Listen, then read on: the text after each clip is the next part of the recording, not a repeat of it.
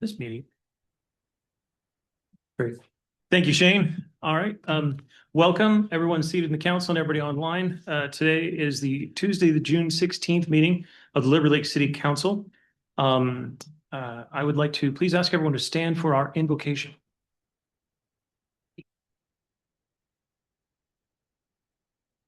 Father in heaven, we are grateful for this opportunity to come together as a community. Inspire in us imagination and wisdom to do the right thing for the people of this community today and tomorrow. Amen. Amen. I pledge allegiance to the flag of the United States of America and to the republic for which it stands, one nation under God, indivisible, with liberty and justice for all. Right on. All right. Thank you, council members. There is an agenda before us. I'm sorry, I'm out of order. We need to do a pledge allegiance. I apologize. We just did it. We just did it. It's a good day for Dan. Call to order. No doubt, man. Okay. You got this, Dan. I got this, no doubt. All right. I would call the meeting to order then and begin with a roll call. Councilmember Darrow. Here. Councilmember Stevers. Present. Councilmember Ball. Here. I am Dan Dunn, Mayor Pro Tem. Councilmember Klingler. Here. Councilmember Kurtz. Present. Councilmember Fisher. Here. I want to recognize an absence tonight. Our mayor, Ms. Kaminskas, is absent. Do I have an excused absence from the mayor? Move to excuse the mayor. Second. I have a first and a second. Any discussion? All in favor, say aye. Aye. Opposed? It's unanimous. We excuse the mayor for tonight's meeting. The agenda is before you. I would ask you to take a look and see if there's any additions, changes, or rearrangements that you'd like to have for tonight. Anything out of general business consent, for example, for action. Motion to approve. Second. We have a first and a second. Is there a discussion? All in favor, say aye. Aye. Opposed? It's unanimous. We have an agenda. We're now to the citizen comment section of our meeting. This is the first of the two sections. You'll have 3 minutes to be able to speak and address the council in a non-dialogue fashion. Are there any people here tonight in the gallery who wish to address the council? Any little yellow sheets out there? Shane, Mark? I haven't seen any, so. Okay. There'll be another opportunity near the end of the meeting for public comment. Shane, is there anybody online who wishes to speak? All right. That moves us on our agenda to the next item, announcements and proclamations. We do have a proclamation tonight. Rochelle, as clerk, if you would read our proclamation. Thank you, Mayor Pro Tem. Whereas July 4th, 2026 marks the 250th anniversary of the signing of the Declaration of Independence in 1776 and the founding of the United States of America. And the Washington State Legislature established a semi-quintessential committee in 2022 to coordinate and provide guidance for Washington's official observance of the 250th anniversary, and appointed the Washington State Historical Society as the administrating agency for all America's 2050 planning. And the Washington State Historical Society has a mission to partner with our communities to explore how history connects us all, and has directed to assist and encourage cultural and historical organizations and efforts throughout the state. And preserving, studying, celebrating, and appreciating our shared history helps strengthen communities as we work together towards the ideals of liberty and equality embedded in the Declaration of Independence. And the 250th anniversary provides an opportunity to celebrate and recognize the significant contributions Washingtonians have made to local, state, and national history. And Washington State Historical Society desires to focus attention during the commemorative season on local communities, local histories, and local voices through its community partnership program, historical initiatives, educational resources, and promotional support. And the City of Liberty Lake, Washington, founded in 2001, has contributed proudly and significantly to the history of the United States of America and the state of Washington for 25 years. Wonderful. So at this moment, per procedure and our tradition, I would look for a council vote of support of the proclamation. Motion to approve. I'll second. We have motion and a second. Rochelle, do you got notes for the minutes of who? Great. All in favor, say aye. Aye. Opposed? It is unanimous. We are in support of this proclamation. I'll continue then. Now, therefore, be it resolved that I, Mayor Dan Dunn Pro Tem of the City of Liberty Lake, Washington, do hereby proclaim that the City of Liberty Lake will engage in commemorative activities during the United States semi-quincentennial year of 2026, and call upon all its residents to reflect upon the significance of this commemoration and the role our community and its diverse people have played in the history and the development of the United States of America. Declared the 16th day of June 2026. We have a proclamation. And everybody's looking forward to Founders and Fireworks, right? Oh, boy.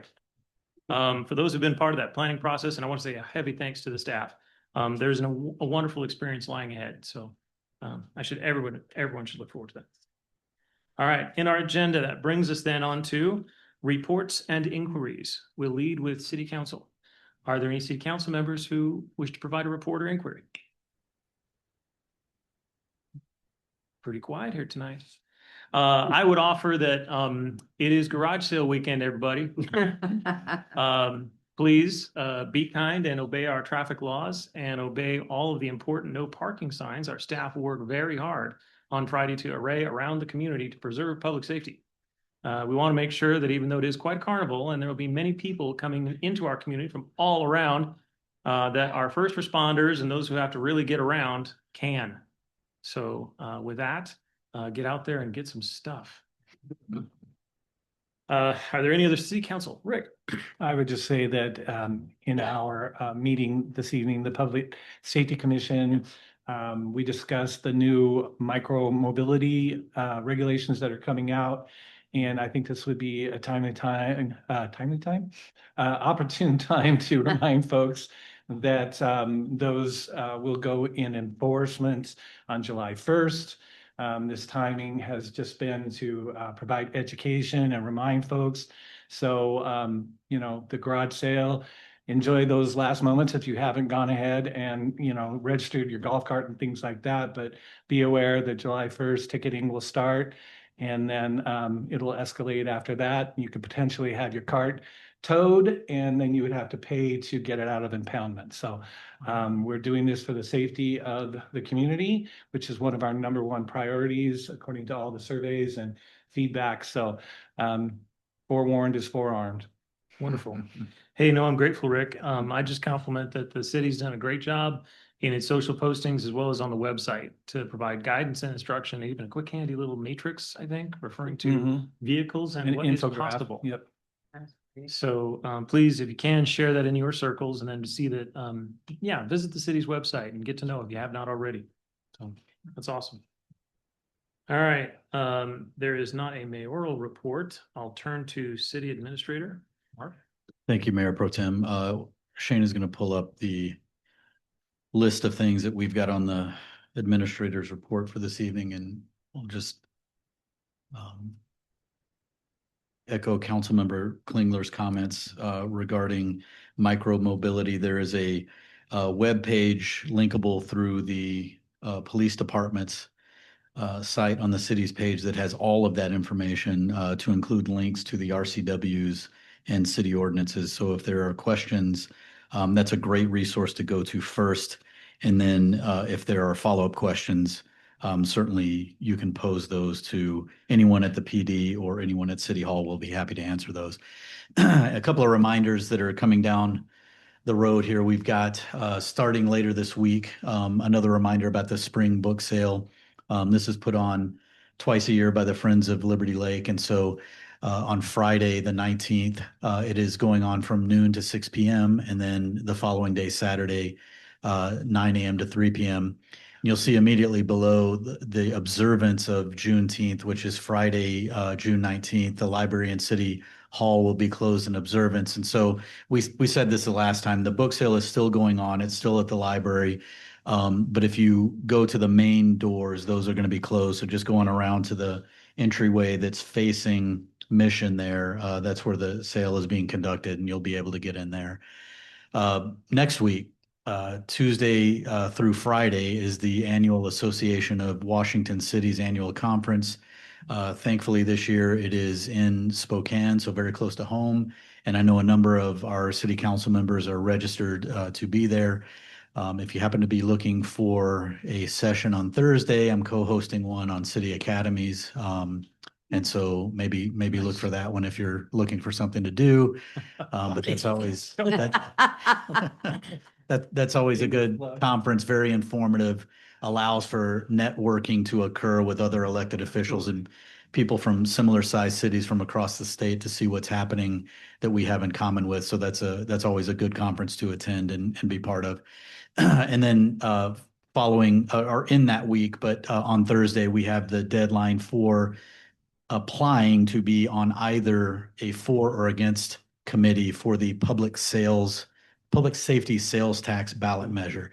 So if you're interested in being on either of those committees to help write the ballot language or the for and against language, the for and against language that goes in the voter's guide, this is what we're recruiting folks to apply for. So if you have any interest in that, visit our website.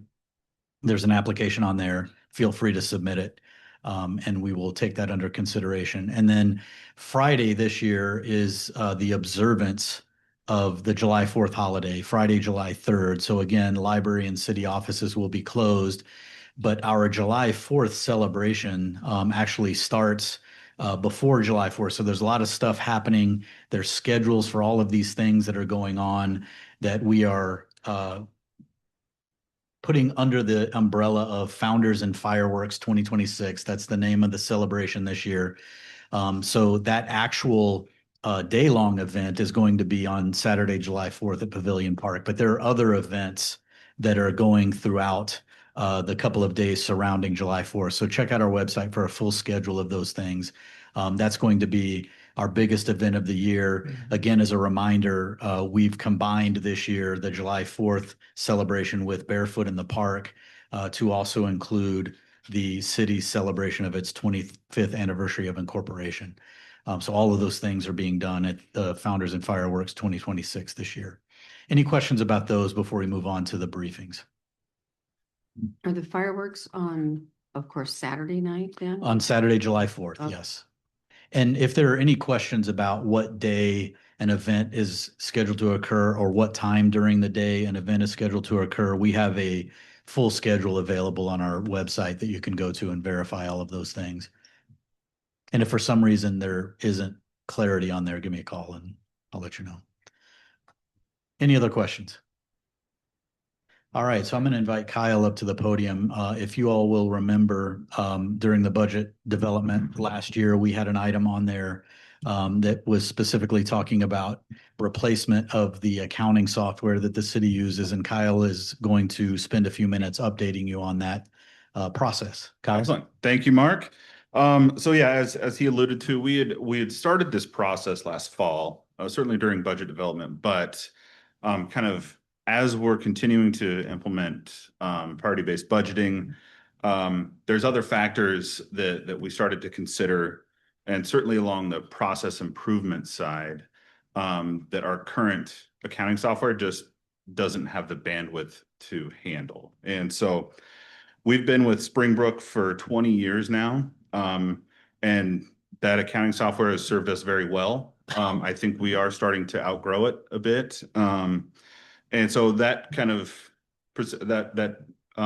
led us to kind of evaluate what other options were out there. And so we looked at 6 different accounting softwares and found out pretty quick there are some that are kind of this full suite of service where you're not allowed to pick and choose which ERP modules that are going to benefit the city. And so you get this all-in service for a pretty exorbitant price. And so those aren't the ones that we were in the market for. And so we did find out that Tyler, who did recently acquire our priority-based budgeting software, has that a la carte method of kind of picking and choosing which modules would benefit the city. And so we don't have to pay for the ones that aren't going to do us any good. And so that was immediately preferential among staff's review and consideration. And so some of the main things that are covered in accounting software is obviously accounts receivable, receipting, budgeting, financial reporting, records management, the HR function. So just the core of the finance and admin services, service delivery really lives within the accounting software. And so we found out with Tyler's AP feature, accounts payable is almost fully automated. And so right now that is a massive, that's a massive burden on our staff just to conduct that. And it's not just finance and admin, it touches every single department. Because every single department is reviewing invoices, they're paying, they're coding, and they're analyzing that against the budget. And so all of that takes a pretty considerable amount of time. I would say on the order of 60 to 80 hours a week, all in. And so their AP automation feature is going to drastically reduce the effort that the city takes in delivering the AP process. And so that's something we have to do. There isn't any getting around it, but it's largely an analog process for us right now. So that was a major one. Time and attendance is another big one that takes a lot of time for us right now, really to deliver. And so that, again, yes, there's a big impact, having finance and admin deliver the payroll services, but it touches every department because directors are approving time cards. We have to program all of the different hours, timesheets that across the entire city. The police department alone has probably 15 different schedules. And so customizing that really in a analog environment that we have been just takes a lot of time as well. So just the AP Automate and the time and attendance feature within Tyler is going to be a massive efficiency gain for us. And so we programmed $75,000 into the budget for 2026 for implementation, with $50,000 of ongoing service. The implementation for this is going to be $79,000, but one of the considerations to get us on board was that they're not going to charge us for 2026. And so that falls well within our budget, understanding that, and then we'll start those services. The services annually, year over year, are going to be about $48,000 a year. And so just in, I would say, probably less than a 3-year period, we're going to realize a return on that investment just with the human capital and the efficiency that's saved, and not paying staff to continue to do these just really time intensive tasks that have to get done. And so along with all of that, it will talk to our priority-based budgeting software. There's expanded reporting capabilities. And so that's obviously a benefit. And they're built for the 21st century. And so again, Springbrook has been fantastic. It's a very simple accounting software. It can largely still do what we need to, but it's very constrained in what it can do. And so it's staff's unanimous recommendation that we move forward with Tyler and begin implementation in July. And that will take about 8 months, I would say, to fully implement. And so we would then plan a hard cutover sometime in March with the new accounting software. And that has all of those major service delivery modules I just mentioned built into that rollout. And so I wanted to get that out in front of you because I'm planning on putting it on the agenda for July 7th, just for the implementation, with the actual software as a service costs starting up in 2027. And so if there's anything specific you want to see, I can take notes and bring something back on the 7th, but otherwise this was just kind of letting you guys know that this was our intent to bring this forward on the 7th. So go ahead. Just any equipment upgrades needed, anything like that? No, but it's pure software as a service. And so, yep, no need for any hardware. So, yeah. So 75K for implementation or thereabouts. Does that include training staff on usage and things like that? Yes, it does. And it's purposeful. We could probably pack this all into 3 months and have a relatively disjointed rollout but the 8 months is intentional, just to make sure that staff understand how to use the software as we're kind of, there will be a little bit of a parallel effort. I mean, there's no way around this of, okay, we have to continue. We'll do budget development with Springbrook for 2027, so this fall. But we'll be running both systems in parallel, so it's going to be an easy transition when that time comes. And it's an AI driven, so is it a cloud-based solution then? Yes. Yep. And interesting, I mean, there's lots of applications for AI where it's improving efficiencies. My company does the same thing, and it allows nurses to operate at the highest level of their licensure instead of spending time on non-value add kind of things. We define that as an ROI and present that to our customers and where some of those activities are that they're gaining back value. Have you guys thought about that? And is that something, just out of curiosity, you can share with council and, the kinds of efficiencies that you hope to gain, what that's going to mean in terms of decreased cost and where those efficiencies lie? Yeah, absolutely. So we brought on a procurement coordinator / AP coordinator year and a half ago, I believe. And so they have been pretty much mired in the AP engine. And so, yes, they're doing procurement. They're helping with some of the bidding documents for Public Works, but not to the extent that we intended. And it's because AP has become such a monster for us. And it's so much of it is just data entry that can be avoided if we automate. And same with time and attendance. The data entry piece of transitioning all of the time cards from our current software into our accounting software because they don't talk to each other that's an extraordinary amount of time that can be saved immediately. And then, as you say, as we implement and as we see some other services that can be delivered, there's going to be several additional opportunities to automate and streamline other processes that we haven't identified yet. So it's a growable system. Yes. Yeah. It's a growable system, and it's a system that allows us to take advantage intentionally rather than having, okay, we have, 50 different applications on our software. City of Liberty Lake might use 6.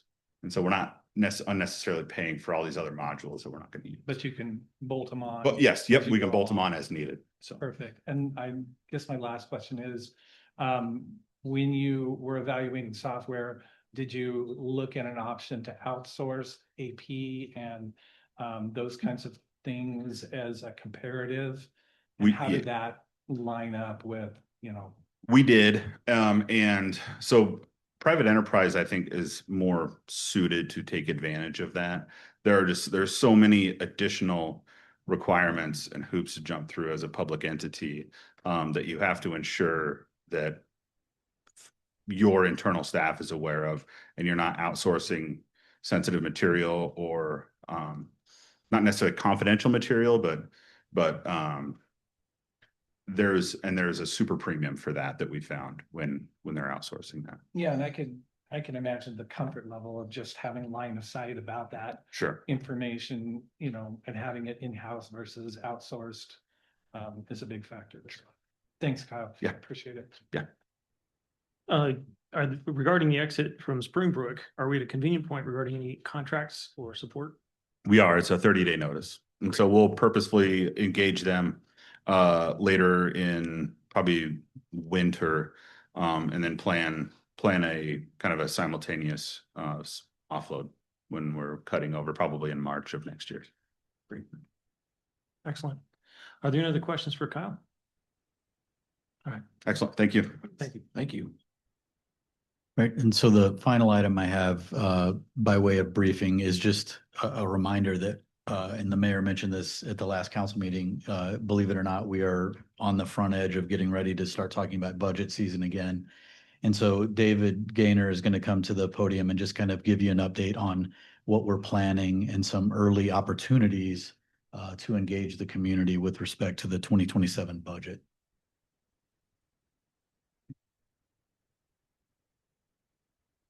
Hello, last week we put up on our website, the copy of the 3-year community satisfaction survey comparisons of 2024, 2025, 2026.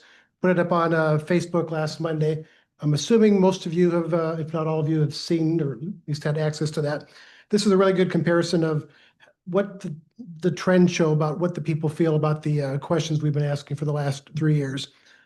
Good summary, take a look at it. You can see trends, you can see where things are increasing, things are maybe going another direction. And that's kind of the basis, what the public is saying about this, of the questions that we'll be using to engage the public with online, starting probably as early as next week. Online, we're going to start asking these questions like we did a year ago, 2 years ago, asking the public various questions related to the budget. And I want to give a little bit of credit where credit is due on this. We had a Community Engagement Commission meeting about 2+ years ago. We were looking at ways to engage the public. And it was Summer Darrow who came up with the nugget of the idea of what eventually became something that we've called for the past 2 years, Talkback Tuesdays. That is a feature that appears throughout the summer during our budget season during summertime. We'll ask a question and then we'll have resources available through the Zen City resource where people can respond to a multiple choice question, give short answers. The questions and their formats will vary from week to week. But you'll see the first of those, I think, starting next week. And I would also offer the invitation for any of you folks to contact me if there's a budget issue that you would like to find some information on, find out what the public is feeling about. Give me a call and we can maybe look at that as a potential topic for a question during the summer. Mark, anything else I need to cover on that?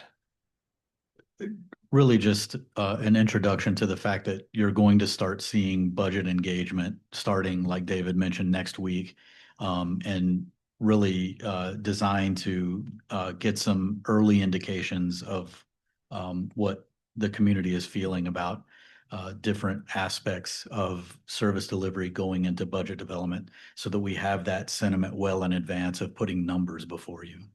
And this has been useful in the past. Sometimes we've had people who come up with an idea that we as staff have not come up with, or a concept. Sometimes it has led to another question to ask the public about. So it's very interesting to see some of the responses we get on this time of year.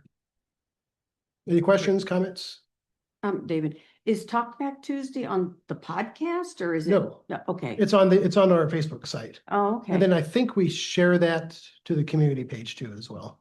Okay. We can have you on the podcast though to talk about Podcast Tuesday if you're. God, I set myself up.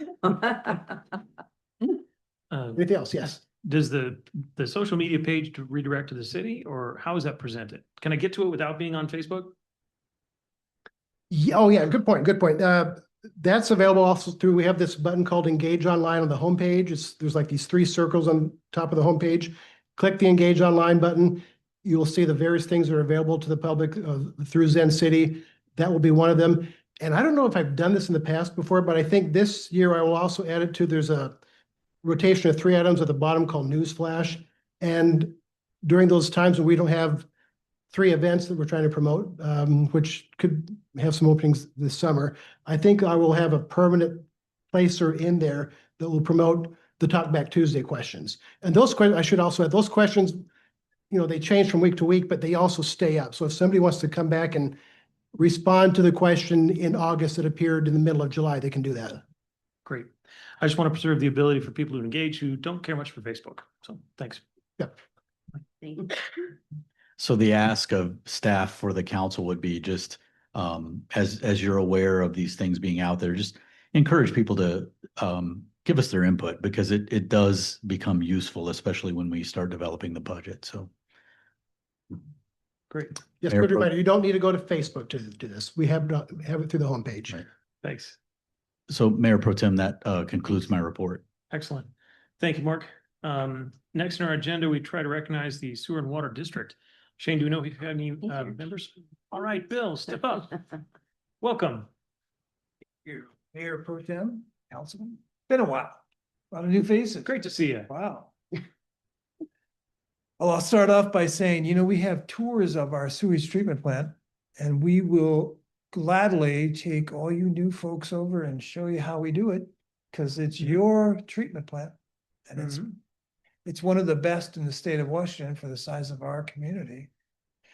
And it's built to handle full build out for the city. So we thought ahead when we built it. And so if anybody's interested, just call the district, we'll set it up. I'll help you with that, or I'll take you on the tour from where it comes in to where it goes out. Anyway, so Kenny Well, which is right over here by Ace Hardware, has been drilled and capped. And we're out to bid for the pump house. And that's the next phase. It'll be the pump house, the pumps, the electrical part of it, and the controllers. So that's kind of a spendy part of this whole operation. And the reason we do that is for redundancy. That's our best location for water in the city of Liberty Lake. And it's also one of our, best locations for drawdown. We hardly ever have any, so pump away. But be careful, because now we're in the summer season. So, monitor your water. When you set your sprinklers in the morning is the best time to do it. Maybe every other day for a while till it gets really hot. It's starting to get hot now. But we tend to overwater. Last year we pumped 1.7 billion gallons of water. So keep that in mind when you're watering, and most of it's irrigation, surprisingly. We have a cross contamination programs, the backflow checks. So everybody in the city of Liberty Lake and in our water and sewer district has to comply to a backflow check. And that's so contaminations don't get into your water supply. Because if that happens, then it's a lot of trouble for us to clean it up. That's about all I have. I do have, on a personal note, the paving job that Ben and the folks did over here is spectacular. And there's something about fresh pavement in a community like ours that adds so much to the community. I mean, it's just an uplifting, wonderful thing, and it looks good, and they did a good job. So I thank them for that. Any questions? Just a comment. Go ahead. I'm a fan. I've done the tour. I know. Yeah, I know. so if anybody that hasn't done the tour, have you done the tour of the facility? I have not done the tour, From- but it's on my Where it bucket- comes into, where if it you goes will. out, it is honey fascinating. bucket list. Yeah, huh? No, so everybody, So to speak. everybody should do it. It was hot and Yeah. so. So we're a bio facility, so that means that we use bugs. So we can't bring anything into our system that would kill the bio part of our system. So that's the interesting part of this whole process, is you get to learn how it's all done and how we take care of the sewer. Okay? Question, ahead. Summer? I'm just gonna double down. I took the tour as part of the city academy, and it was a great tour. And it was really neat to see how everything worked, but also just everyone working there was really awesome, very knowledgeable, and it was actually a lot of fun, and learned a lot. So I think we should have a lot of pride in that facility, and thanks for that. And it's all for you all, so. I'll throw a question. Sure, Dan. Bill, we're headed into a really hot and dry summer. Yeah. And to my recollection, I can't think if we've ever had restrictions on water consumption in our district. Can you, I don't think we've ever, Really? I'm just curious, in any vision of the future, what, water restriction might look like for Liberty Lake. The city of Spokane's going through that right now. And we are not, I guess, in our pamphlets and our website, we encourage water conservation. It's just part of our thing. Yeah.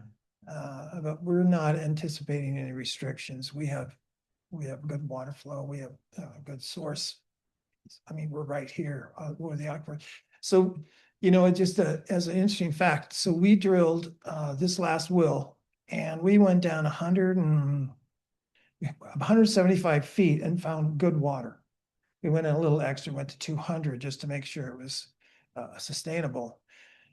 but you'd be surprised how deep wells have to be drilled, even in Spokane County and places like Flagstaff where they have to go 1,500 feet to get half the water we get. So we live in an area has abundant, really good water. So that's my pitch. Great. Good. Thank you, Bill. Sure. Thank you. Great. On our agenda, that brings us to our next, a report from the Parks and Arts Commission. Do we have a representative? Nancy, welcome. Thank you and good evening, everyone. I have a presentation I'm sure Shane is going to pull up, but first thing I want to do is talk about our review list of our ongoing projects, which we're slowly but surely checking off. So we'll see that list. Starting with the Town Square goat sculpture, the artist is working on that, and we're still hoping for a fall install, and that's going to be at our Town Square. Our city birthday art, many fingers crossed, is going to be ready for the unveil at our 4th of July celebration. It's on the schedule, so I'm sweating a little bit about that, but I think it's going to come in. Our Pavilion Park ticket booth, an artist agreement will be coming to you sometime probably in the next month. For those of you who are not familiar with that, we have the mural on the concession bathroom building. And then between that and the stage is the little old ticket booth. And so we're just going to have people in the windows of those like ticket takers. So it's going to be kind of cool. And I believe it's the same artist that did the mural. So that's going to be really nice. Baseball field story walk. We had a very interesting presentation from the students at Spokane Valley Tech. They came into our last meeting. They have made a prototype because every time we do a story walk, we have one in Rocky Hill, then we had in Orchard Park, and each of the Spokane Tech classes says, maybe we can improve on that design a little bit. So this last group have made it a little more artistic, they said. And it's scheduled, it will be a next school year project for them. They do their tool orientation and then they'll start on that. So because of that and because of installing in the ground, it probably won't be until spring, but that will be along Country Vista there by the baseball fields, which is really trafficked between the two elementary schools. So we're excited about that. The Rainbow Bridge, I know Mara at Popular Companions is working with a landscape architect to get some kind of a conceptual drawing of that, which we'll bring back to council to approval. So that's that donated project is still being fleshed out. We'll keep you posted as we get more materials. Orchard Park restroom building mural. We actually have selected an artist. We'll be doing a mural on 3 sides to that concession restroom building there. We're not going to do the back because it's fenced in and mechanical stuff is back there. And so we're going to be bringing an artist agreement to you soon on that. And similar to the Harvard Trailhead restroom mural, there's, my understanding, Greenstone is doing a park next to that, and we've just had some discussion with them on their theme of the park. So we'll tie that mural into the theme of the park, and it's really going to be a nice splash of color as people enter our city coming from the north. So we're actually probably more excited about that just because it's one of our entries into the city where people will get to see that. And then the long talked about Pavilion Park Historical Outlet, which was originally a budgeted project and then it turned into a donated project, is actually being manufactured now.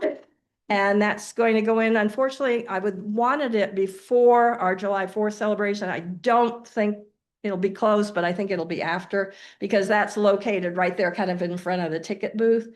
And it'll give kind of the history of that. So next slide. Ongoing projects, we have the artists getting ready to start work in early July after the holiday on the Rocky Hill basketball mural. There'll be some prep for the court being cleaned, and then she'll get on that. She's very excited about the project, and so are we, and that'll add a big splash of color as you come into the parking area. if you're familiar with Rocky Hill, you can see the parking lot there, and it's just right off the parking lot. And she selected in the red color to kind of tie in with a kind of barn red color of the restroom building and the barn theme. Yes.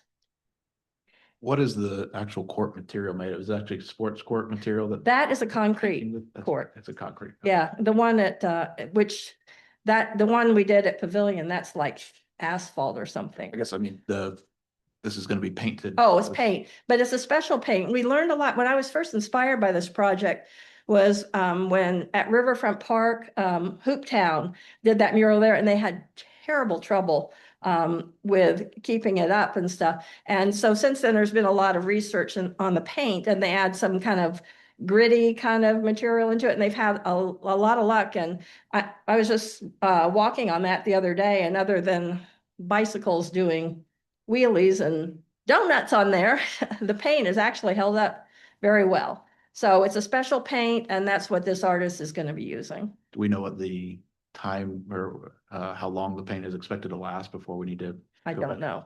Okay, yeah. Thank you. We'll find out. Yeah. Pavilion will be our guide. But we do have money in our maintenance. We've added a maintenance line item every year.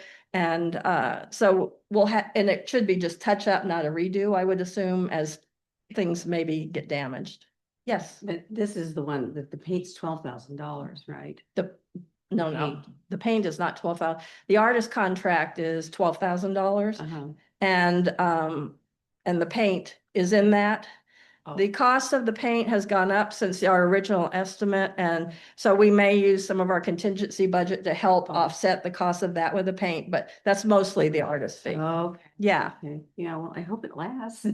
well, You know? it should. So far, Pavilion Park, and she's using the same product. Yeah, yeah. Yeah. Okay. Yeah, that was quite a bit researched. Okay. Next slide. And we have another project completed. This is our maintenance fund. And I'll have to give credit to our city administrator who said, maybe you should have a maintenance fund. And that was a great idea. Wow. Thank you. Yeah. And so we've used some money of that. We just had the original artist come in and touch it up. It's not a redo, it's a touch up. Obviously, skate park gets heavy use. It's a little bit more than dribbling a basketball and running on a court in tennis shoes. And so that looks really nice. If you have a chance, the pictures don't really do it justice. It looks very nice. So that's a check mark completed. Next slide. Also completed, we have our signal box wraps at Kramer Parkway and at what I call the original entrance to Legacy Ridge. And those turned out really well. We had the patriotic theme at Legacy, and at Kramer, we just picked some not just kind of colorful art that would blend in with the sculpture there. All right, next slide. And speaking of the sculpture, Public Works did a great job with the landscaping. Thank you. I want it to grow really fast, but it will. And we have some solar lighting that Jen Camp's team has put out there to kind of illuminate the fused glass medallions at night. And I've heard a lot of positive feedback from friends that have driven through there. And I'm really excited about that as kind of something that people are going to see as they enter our city from the west. Next slide. We have the donated project through Liberty Lake Better Together Foundation. And I know a few of you were at the dedication, and it was very well attended, and the school kids enjoyed doing the rocks. At our Parks and Arts booth at the July 4th celebration, we're going to have rock painting. Seems appropriate, and they may take them home, obviously, or they can come and place them in the garden. And it's really exciting because I think the elementary students in particular, and even the high school level, I can't remember the number of schools that have already contributed rocks. So it's a very exciting project, and it has room to grow, and it kind of adds a spot of interest on that corner, which is a busy corner. So project completed. Next slide. Then we have for those of you that are new on council, we have a rotating student art project that we established with Ridgeline High School. And it's as you walk into the Rotary Room at Trailhead, and we have room for 6 pictures every year. We switch them out at the end of the school year. It's been a kind of a fun project for, I know the art teacher there loves it and the kids do too. And we've had some great artists. We rely on the teachers there to make the selections. And then we just give the people from the last year, we give those kids their art back and we put the new yard art in, and then it's on display for a year. So if you haven't seen it, it just went up in the last week or so. So rotating project done for another year. Check. Next slide. Oh, excuse me. I did see that today. We went into Rotary, and I can tell you there are some real artistic kids out in the community. I was just stunned. So Yes, they do a great job. They do it. So if you get a chance, even if you go over to have dinner or something, just pop in and look at that wall. It's very yeah. Yeah, we'd like to do a little more student art at some point, but I just love this that it's rotating. So a lot of students get to participate. And because of the architecture in the Trailhead building, we had discussed when we first started this to go with a Pacific Northwest theme, which kind of fits well into the building, and the kids have really embraced that. So yeah, it's a great project. So we'll see a new one again in another year. Next slide. Liberty Lake Parks Ride, that we had a lower turnout. That was on May 30th, I think. Started at Orchard Park, and they went to all the parks. And the people that participated in the ride with our Parks and Arts, Katie, the bicycle safety woman, she's amazing. And they had really had a great time on the ride. And we're looking at ways how we can guide bikes safely through the community. We had cooperation with Scope when they were on a busy road because of the construction on Mission made it a little more challenging. But it was a great ride, and we'll look forward to our bike safety committee doing some more things like that in the future. Next slide. And finally, this is probably our most important thing that we're going to talk about tonight. Remember, we're all getting a new city hall. And at our previous meeting a few months ago, we'd all discussed the theme for the art in that building, which is past, present, and future. And that was sent out through our art consultant, and we did a call for artists. The call for artists now is closed. We've received submissions, and I haven't seen any of them, but the art consultant said we've received quite a few. She's going through them and sorting them and organizing them for a selection committee. So because this is such an important project, it really shouldn't just be the Parks and Arts Commission. We want everyone to be involved. So we're looking at Parks and Arts Commission members, a few staff, because they're going to live and work in the building. And we would like 2 city council people to be on the selection committee. So we have, a good pool of people to sort through that. I don't think it's going to be a huge commitment, but we do have, a number of pieces of art to look at, different areas in which it might go. There's more of a statement piece. There's more of the portable art. So I would like, through whatever process is appropriate, to get 2 city council people to join the selection committee. I already see a hand up. I don't have an exact timeline other than probably sooner rather than later. So I'm imagining we'll at least meet for the first time sometime in early July. But I'm waiting to hear from the art consultant a little bit more on that, and then we'll figure out some kind of schedule. So To clarify, this would not be a matter that the council would need to vote formally on. This would be just a matter of giving consensus for these 2 members. Do we have volunteers? I don't. Oh, we got a bunch of those tonight. okay, what do we do if we have a lot of volunteers? Yeah. Mark?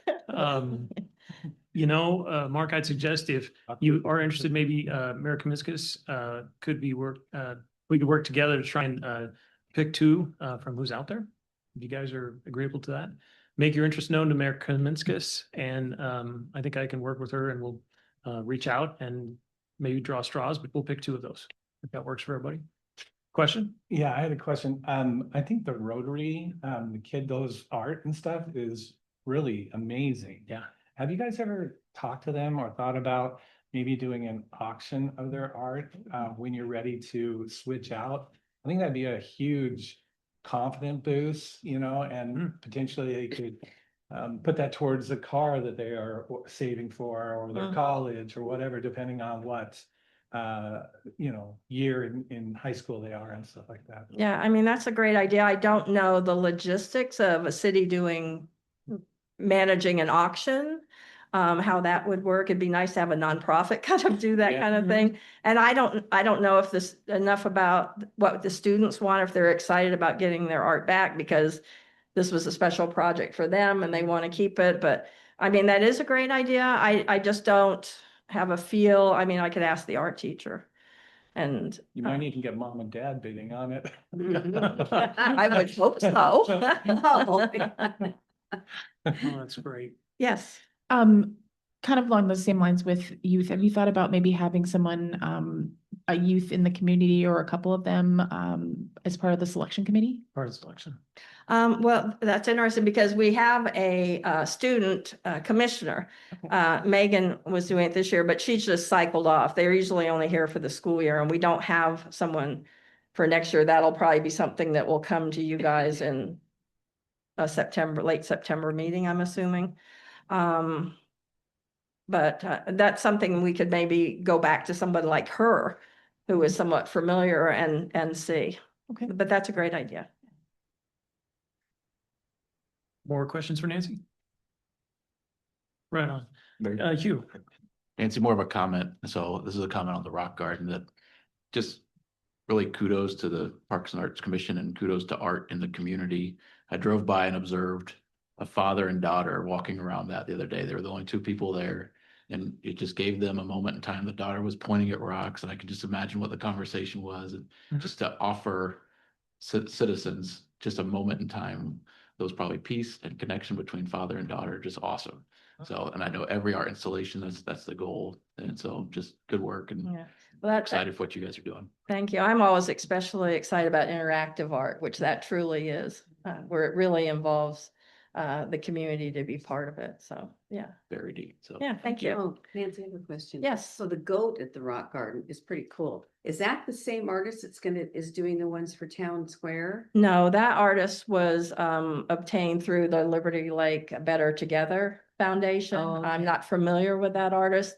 It's a different local artist, local to Spokane County, that is doing the ghost piece at Town Square. Right, but this one was donated, right? Yes. Yeah, that's so nice. Yeah, that was kind of a last minute thing because it was supposed to be just the rock garden, and we talked about the ability of, having it to grow, and then they were going to place some boulders, and they said, well, we need a goat. And the goat to me is, Liberty Lake goats, how we got the town hall goat. But in this particular case, it's more, they thought about the goat, the foundation did is more greatest of all times, but greatest artist of all time kind of thing. So that's how the goat came into fruition there. But yeah, it's kind of cool. Great. Nancy, I just volleyed that if the Spokane Valley Tech students are in need any funding in support of that, the Kiwanis can back them up. So let me know if they are short anything in materials or support to put that together. Yeah, I mean, well, we have a budget, so I think we're paying them. But if there's something else that could inspire. Supplement that with, sure. These three young men that came and gave the presentation, I mean, one was more like a project manager, one was more about construction, and one was more about art. And it was really a nice presentation that was really meaningful about how important this was to them. And it's I just love it when we can collaborate like that. So, yeah. Well, if you want to work on the process of providing 2 council members, we'll work on the timeline and then can get that to you. So that'll hopefully be helpful in the process. I'll be sure that's done properly. Okay. All right. Thank you very much. Thanks. thank you. Thank you, Nancy. Duking it out. All right. Next on our agenda, Library Board of Trustees. Do we have a representative of the trustees? Welcome.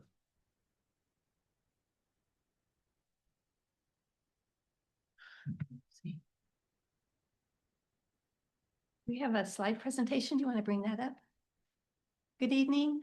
I haven't met all of you. I'm Barb Richardson, and I'm one of the 5 trustees that the City Council appoints to serve as the trustee for the library. Jandy and I are going to give you a report. I know we're halfway through 2026. Hard to believe, but since we only do a report for you quarterly, this is the time that we will go over some of our statistics for 2025. So you have a better idea of how many patrons we have and all the different things that go into running a library. So our other trustees are Michael Bota, Jennifer Chase, Brad Hamlet, who's here along with us, myself, and Anna Volushin. Next slide.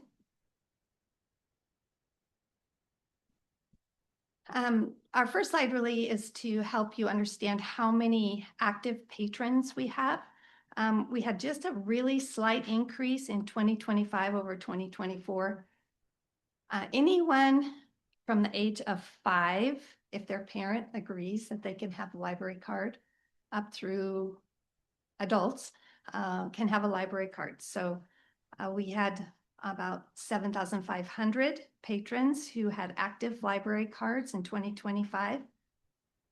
The number of visitors was up very slightly to about almost 70,000. In 2024, Post Falls Library closed. They had a catastrophe, basically. They had a huge flood. They had a frozen water system, and so many of their materials were ruined.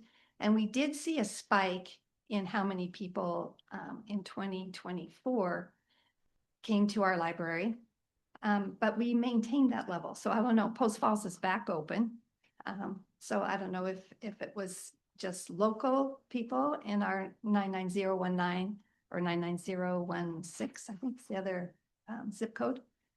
Or if we still have some Post Falls patrons that are using the Liberty Lake Library.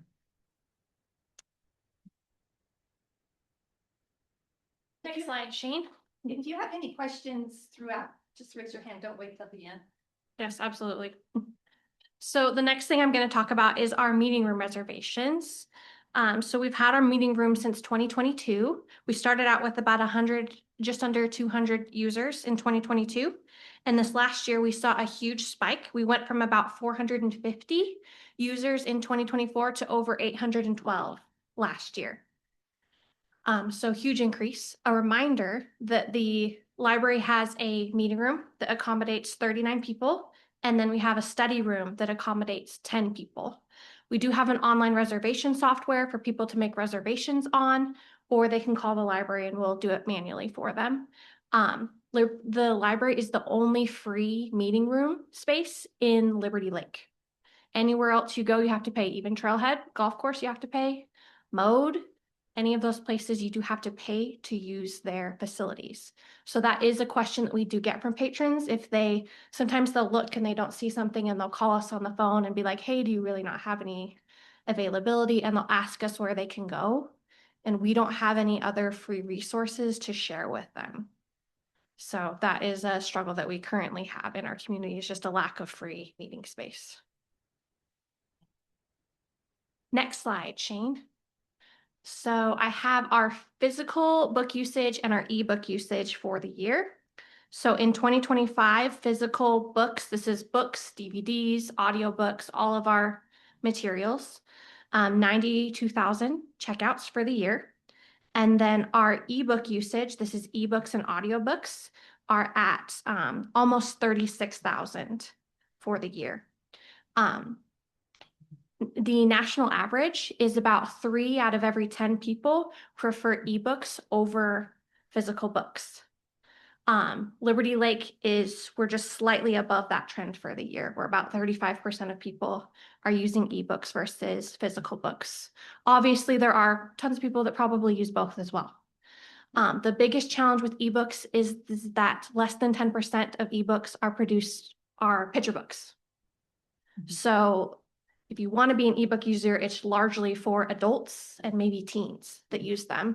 Most parents don't want their kid learning to read on a device. They want to give them that physical book. So that's the biggest challenge that we see. Oh, people are just like, we don't need the library. We can just go to ebooks. That really leaves the kids hanging. And so that's why, largely there's still a huge value with using physical books. And you can see it's slowly increasing year over year. These last 2 years, our usage was pretty much exactly the same, 36,048, 35,900. We're kind of maintaining that rate. The other challenge with ebooks is that they are much more expensive than a physical book. I can buy a physical book for the library for $14.99 all day long. If I want to buy that ebook, it's $150, and that was only good for 10 checkouts. I buy a physical book, we can use it for the next 10 years or until somebody spills coffee on it. And when they spill coffee on it, it's only $14.99. But for that ebook, it's like streaming. You have to continually make that payment. So it's $150, $100, $80, only for 10 checkouts. So it's a very expensive model that's really hard to maintain. And you'll see that with our ebook usage for the So year. when someone checks out an ebook, it costs the library $150 or? So no, it doesn't cost us individually. We team up with all the other libraries in Washington State. And so we pay a yearly subscription. Oh, okay. But For what do it. you mean it's only good for 10 uses though? I mean, Any ebook that so we basically, all the libraries put their money in a pot yeah. and we will pull from that pot to buy the ebooks. After every 10 uses, we have to pay another $150 if we want to keep that book. Basically. Or we choose a new book. It's, yeah, a lease.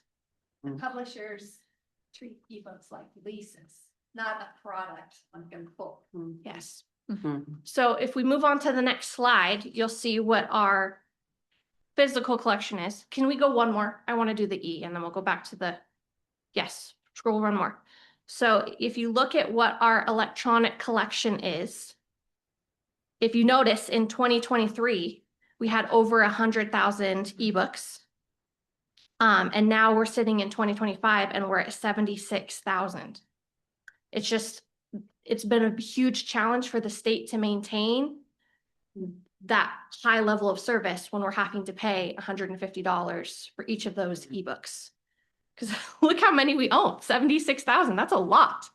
And we're having to pay $150 for each of those items every 10 checkouts. So our collection has kind of gone down for the number of materials that we're able to maintain for the year. And then if you look at our audio materials, they've been cut in half. So we're at about 35,000 right now, currently for 2025. So it's a very highly used model. We have over 2,000 patrons every month who are using these just in Liberty Lake. It's just extremely expensive to maintain. So. And yes, that's a cost share though. Yes, it is a cost share. So that is a huge benefit because there's no way that I could maintain this level of a collection. So that is the benefit, is that we are cost sharing with the other libraries. We're planning to take that out of your salary. So how many libraries contribute to that to make that price go down? And then what does that mean for the actual price for our library? I couldn't tell you exactly how many libraries, but we belong to the Washington State Digital Consortium, and it's for all small libraries. So if you look at Seattle Public or King County, those are two of the biggest systems in the state. They have to maintain their own collection. They're not invited to the party. This is for just small libraries. So I want to say last year we contributed $14,000 to it. Wow. And it is largely based on, how many patrons that you have in your community. The smaller number of patrons you have, the smaller usage you have. And then when you look at King County, which is the second biggest system in the whole United States, they have their own system. 14,000 didn't buy you just X amount of books because you had the contributions from the other ones. So it expands your purchasing power. For sure.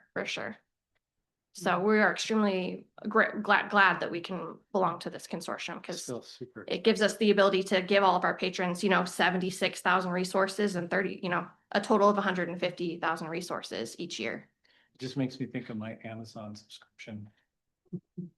My ebooks are $14 and I hold those bad boys forever. They're in my collection. Yes. Yeah, thank you for clarifying. So these things, they're like a Kindle sort of, right? Yes. Yeah. So how long, like, do they physically last? Do they, How long does the Kindle last or the ebook itself? well, the ebook, I mean, how long, I mean, before it's just toast, So it's digital, so it's just, it's a PDF or an EPUB. Mhm. So it's just downloaded onto their device. Mhm. And then once their checkout is done, they can choose 7, 14, or 21 days, it goes away.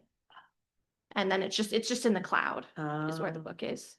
Okay. So, yes. Gotcha. Okay. Jenny, these ebooks, they're lent to people on their own devices. We don't Yes. necessarily have physical devices we give out for people to consume ebooks. Yes. So yeah. So some people use their phone, some people have a Kindle. A lot of people use the audiobooks and they just stream it on their phone and are able to, listen to it in the car or wherever Right, they want to. Yes. right. So Ooh. Shane, let's back up one slide and we'll do the physical collection. Oh, I did your physical collection. So this is the physical items that we own in the library today. If you look across the last 3 years, I have 23 through 2025's collection. Our collection is largely stagnant. It goes up and down slightly each year. Obviously, each day as books are getting checked in and checked out, we're looking at those books. If they're getting into rough shape, we're deciding if we're going to replace that item or if we're going to get rid of it and get something new. But our biggest challenge with expanding our collection is just that our shelf space is out of room. So at the end of the day, for every book that we bring in, we have to take another book out. So currently our level of service is 2 books for every individual who lives in Liberty Lake. Right now our population is at 14,000. So to maintain that level of service, we should have 28,000 items in our collection. We are slightly below that at 24,000 items currently. Obviously that number is going to go up and down a little bit, but if you're thinking about that long term, if our population is supposed to be over 20,000 at build out, our collection should be expanding to over 40,000 items if we want to maintain that same level of service.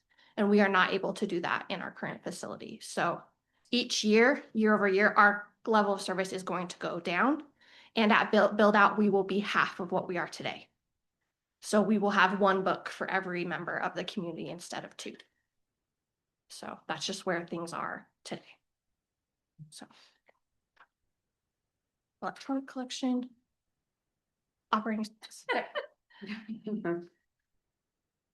I'm going to back up just a second though, because on the electronic collection, it does mention Canopy streaming, which was a fairly new service to us last year. And that's a free, well, it's free with your library card, streaming service that provides documentaries, all kinds of classic films. And so families who are trying to cut back, they, just can't afford to have this streaming service and this streaming service and another one, can use Canopy because it provides programming for all ages. So it's been a really great service and the uptake has been really good since we started using that. Okay, thanks. In terms of operating expenses, I don't know how often people come to you and say, yeah, came in under budget. But we did come in under budget. Most of the library is funded by our property taxes, a little bit through fines and fees, very little bit. The total expended in 2025 was $700,067.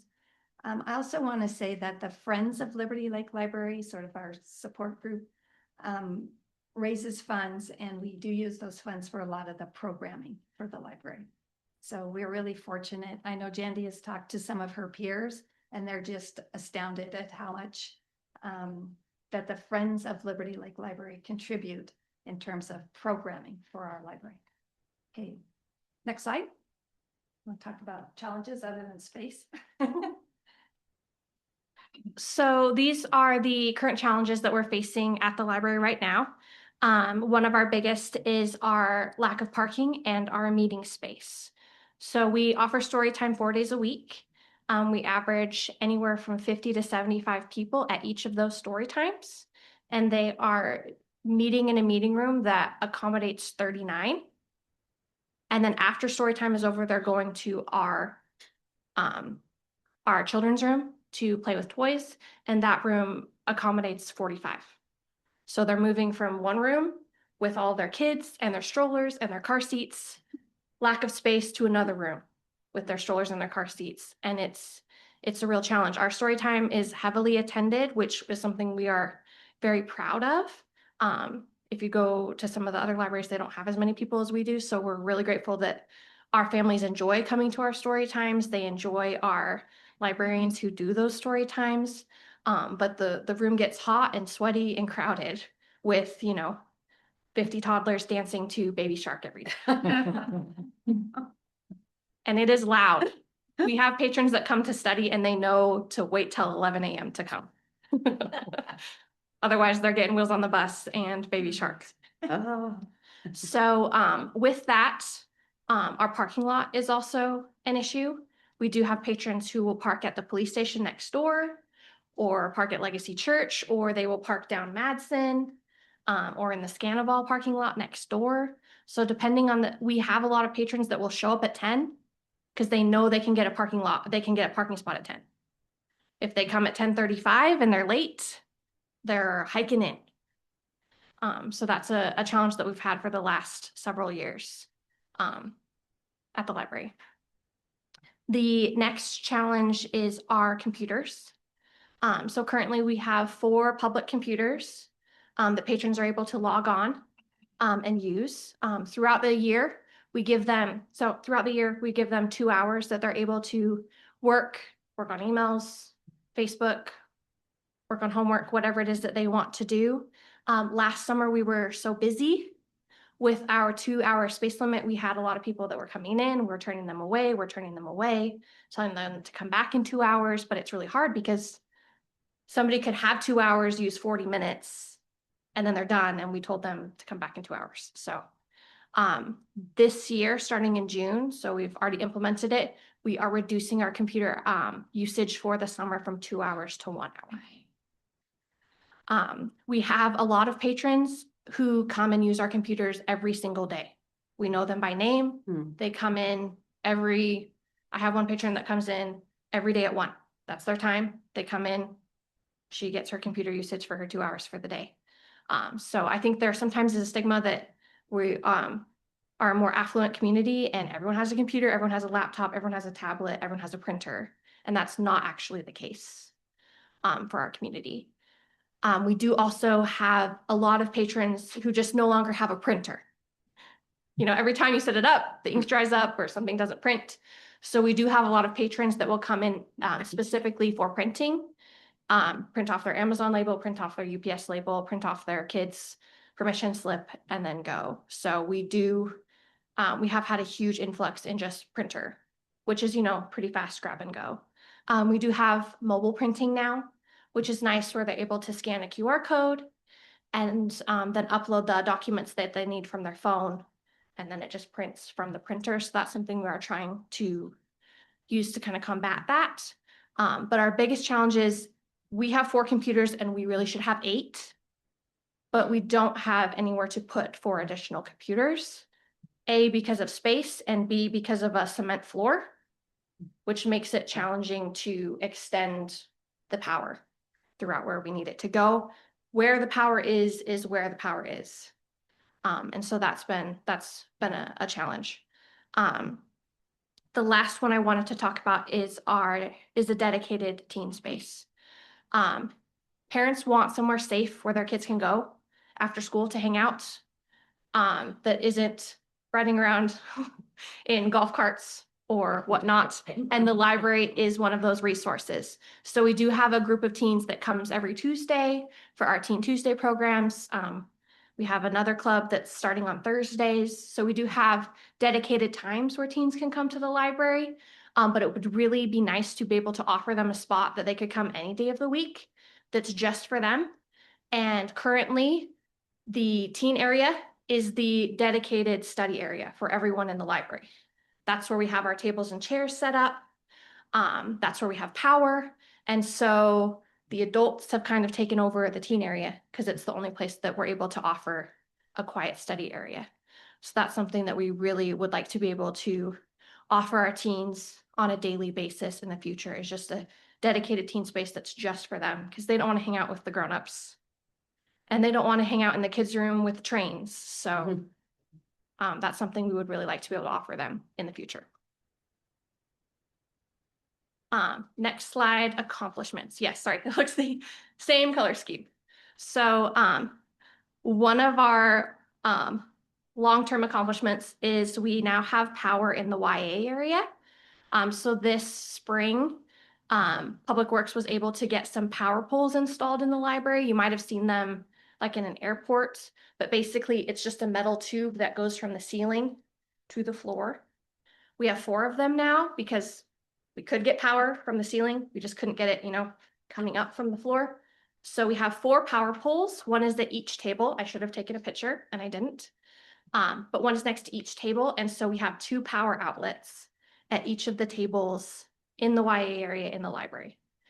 This is a huge accomplishment for us because people were only able to work with their laptop or their phone or their device as long as their battery allowed them. We didn't have any power in the middle of the floor. So that's something that we're able to offer patrons now.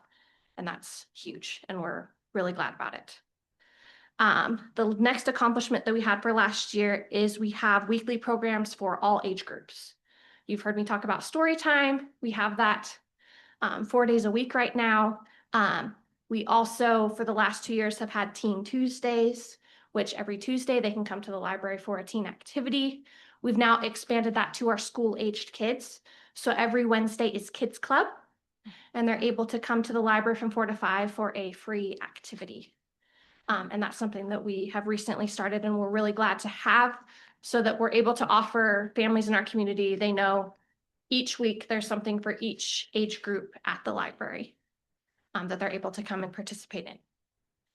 This also, we're hoping, will help with crowding. Our school-aged activities would fill up really quickly because we were only doing 2 a month.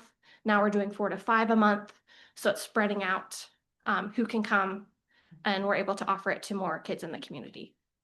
So that's something we're really glad about. The last one is Canopy and Mango usage. Barb touched on this briefly. Libraries generally always offer databases. So we offer a lot of educational databases. Consumer Reports is a huge one. And our usage for our databases over the last 10 years has not been that great. Last year, me and Michaela really tried to come up with something that we thought our patrons would actually use and they would value. And the 2 things that we came up with were Canopy Streaming and Mango Languages. So Canopy Streaming, like Barb was saying, you can download it onto your TV. You can also stream it on your phone or your device, but it has access to over 30,000 films, TV shows. BBC is a big one. They have the whole PBS Kids library. So it's, for all ages, and we are averaging over 100 users each month, which is huge for our library. The other one is Mango Languages, which is very similar to like Duolingo or Pronunciator. It's a language learning app that you can use on your phone. It does also work on desktop. So that's the other one. We added them both at the same time, and we're seeing about an average of 150 a month between the 2 combined. So 1 month, one will be higher. The other month, the other one will be higher. And it has over 50 languages that people are able to learn. And I had a patron come in just last week. She had heard about Mango at the farmer's market. She wanted to get it. She was from the Valley, and so she was not technically eligible to use Mango. We do now offer paid library cards. And so I said, I'm so sorry, you don't actually have access, but you can get it from the Valley Library. And she said, no, the Valley Library doesn't have Mango anymore. So that's why I came to you. And I said, oh, well, you can get a library card for us. You can pay for one. It's $30 for a year. Is that something you'd be interested in doing? And she said, absolutely, because Mango on its own is $13 a month. Oh. So after 3 months, I've already had my money's worth. So it's a great product that we're really glad that we're able to offer to our patrons right now. And it's something that we're hoping to get into the schools for next year, making sure all of the language learning teachers know that it's something that we offer and that the teens could sign up to practice whatever language it is that they're learning at school for free. Next slide. This slide just really demonstrates our youth programming attendance, which has increased dramatically between 2024 and 2025. It held pretty steady. I think with the addition of some of the new programs, so an additional program for school age kids. Also, we offer a bilingual story time once a month. So we have a storyteller that comes in and does stories in Spanish. So I think we'll start to see, again, with the increase in the programming, we'll have a number of increase in attendance. Quick We question. also offer things for adults. We haven't talked much about that, but there's lots of great programs for adults too. Yeah. Are these numbers strictly the number of kids that are attending, or is that kids plus parents? Story time. Everything else is strictly kid or adult, whoever's Program. participating. But for story time, it's easiest to just try to count everyone in the room.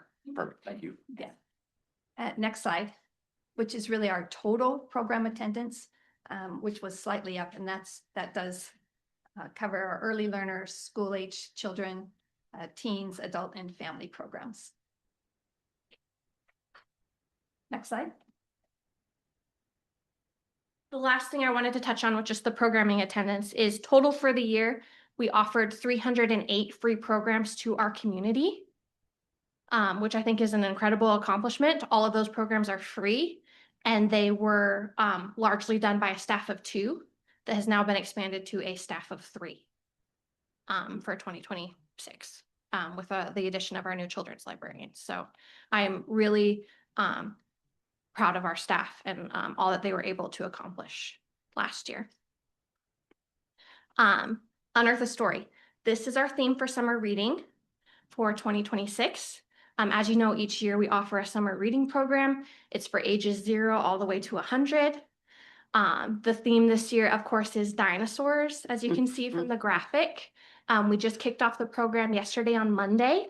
We always kick it off the week that school gets out. For the program, kids, teens, adults are able to read throughout the summer. Obviously, we're encouraging kids to continue to read and maintain those literacy skills that they learned throughout the year. Summer slide is a huge issue, and it's something that we're always trying to combat. With our program for kids, they're able to earn 3 prizes during the summer for their reading as an incentive. This year, they get to earn a book, a gift card for an ice cream cone, or a pizza from some of our local businesses, McDonald's and Papa Murphy's.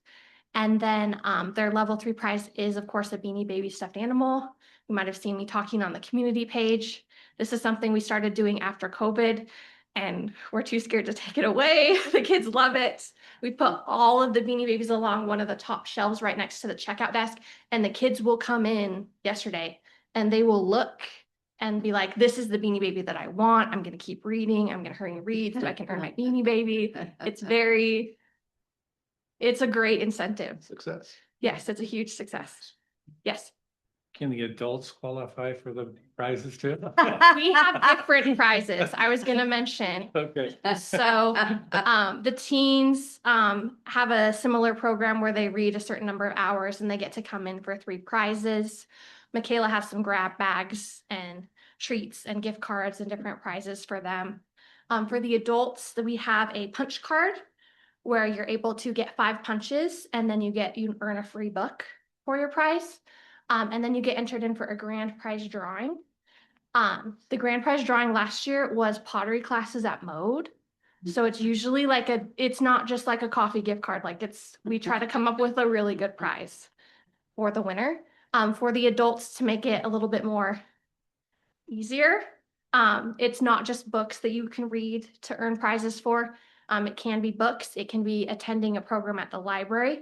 It can be trying a new recipe. It can be using a going to like a cultural event throughout the summer, using a museum pass, different things that adults are already doing. Because sometimes for those adults, like hearing, oh, I got to read 5 books in a little under 3 months can be daunting.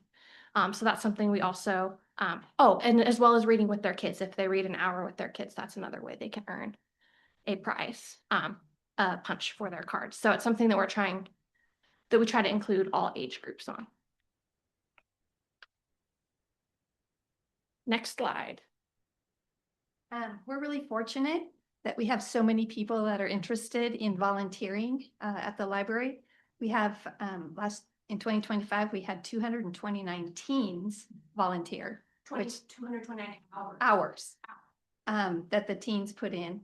And they do a lot of great stuff, particularly for younger kids. So they help to organize this STEM camp. They designed and put together decorations for the big Halloween party that the friends help contribute to and the library puts on. They help set up, they help tear down, they help stuff bags for our summer reading program for the prizes. So the teens are really involved. We also had 648 hours from our general volunteers who do things like helping to reshelve books.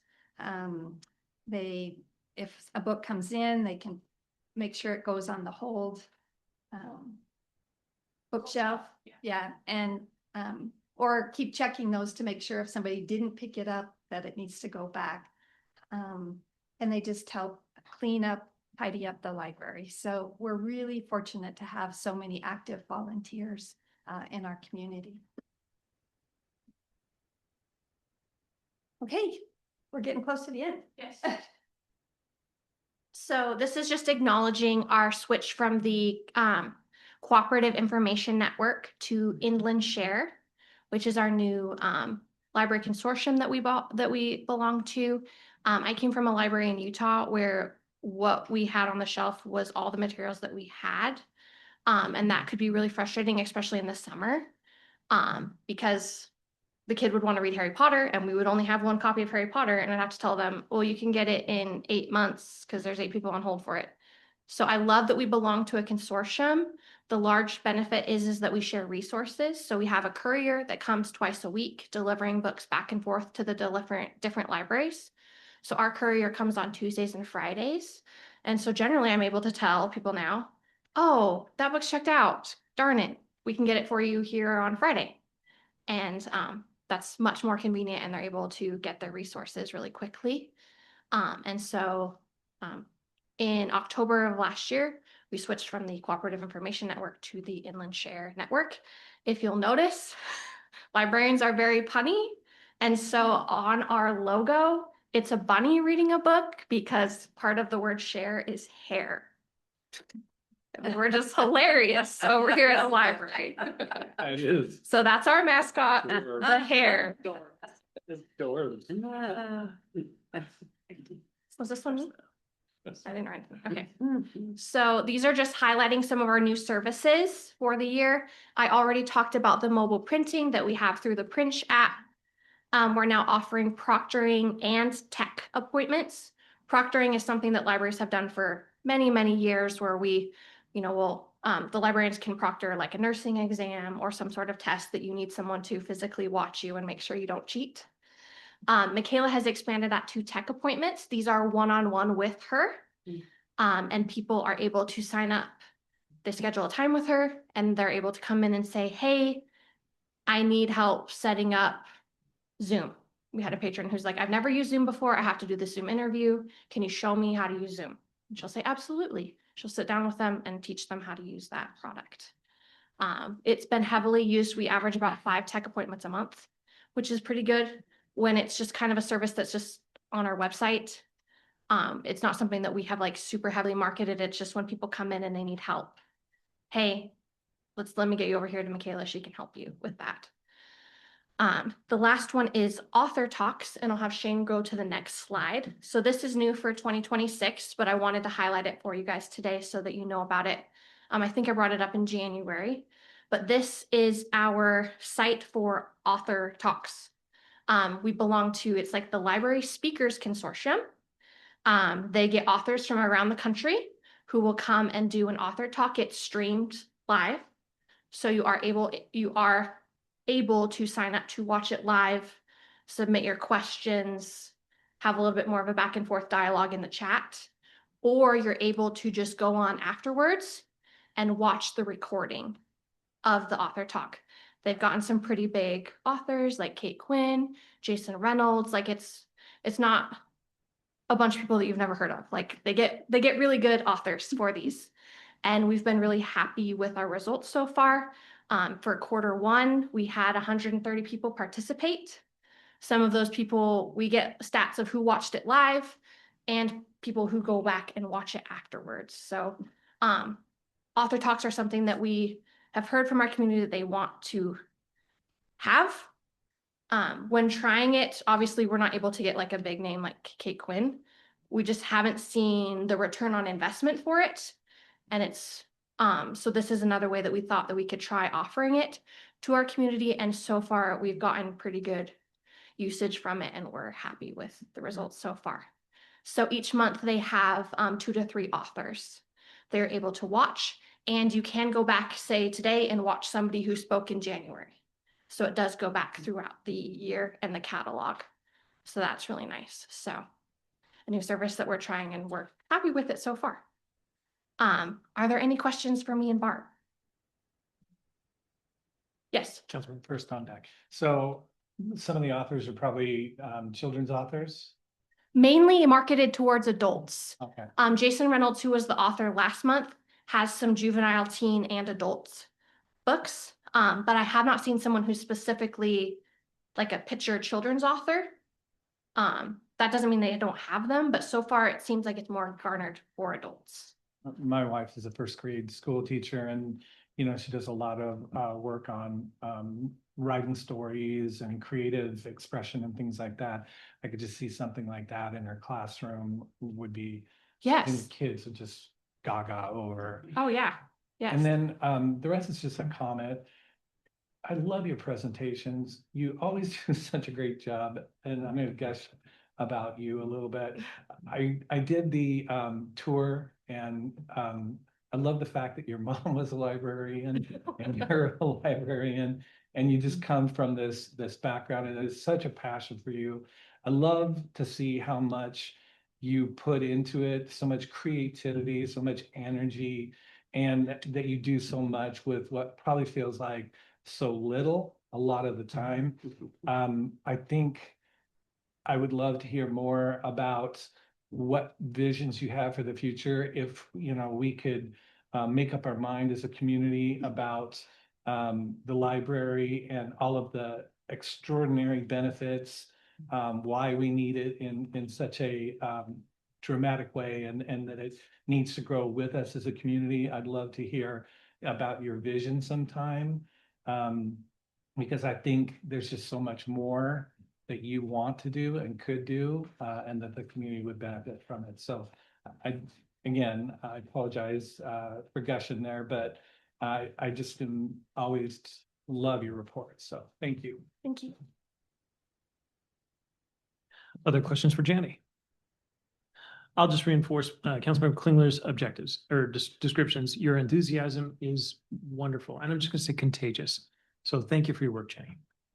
Me and Michaela, my teen and adult librarian, were just talking the other day after a reference question, and she was just saying, how many jobs is it like, well, I read this book when I was in 6th grade and it was really good, and I'm going to recommend it to the 6th grader. Like, how many jobs do you use information that you had as a kid? Like, it's crazy. But yeah, we both love working at the library. Yeah. Yes. Awesome. Thank you. Thank you guys. Thank you, Janet. Thanks, Janny. Excellent. All right, that concludes the reports and inquiry section of our agenda. We're going to move now to item 9, our workshop discussion, specifically the governance manual. Mark, I think we've all received here at our place at the dais the description of our actions previous and our actions next. Could you further explain that?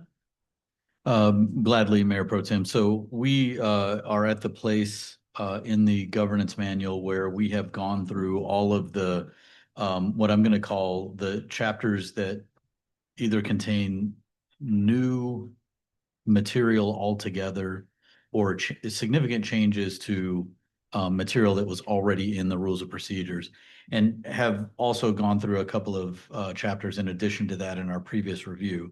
And so where we left off with that is at chapter 12.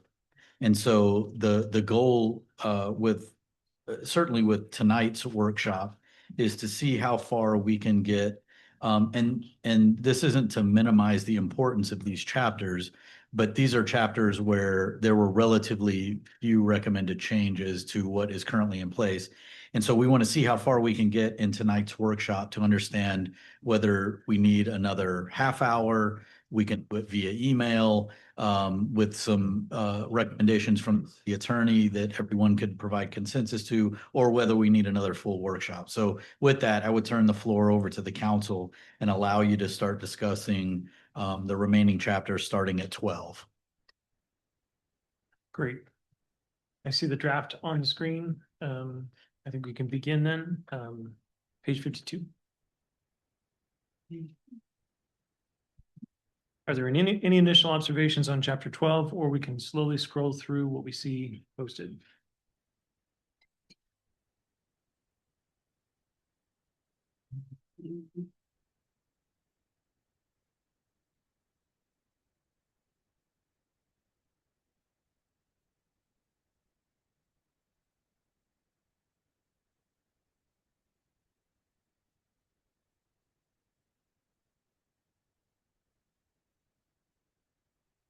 A lot of what I see in chapter 12 is familiar as parliamentary procedure, just drawn in clarity for how we wish to interpret it.